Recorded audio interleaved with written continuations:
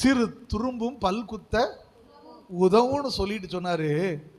அந்த நபரை பகைச்சிடாதுங்க, உங்க ஊழியத்துக்கு உதவும். அந்த நபரை பகைச்சிடாதுங்க, உங்க ஊழியத்துக்கு உதவும்.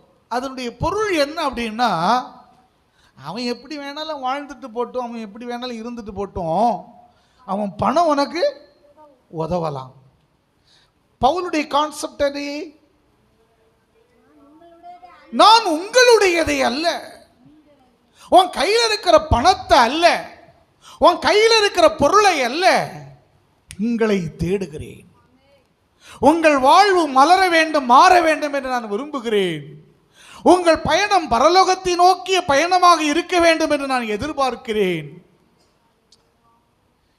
இந்த வார்த்தை எங்கிருந்து வந்த பிரதிபா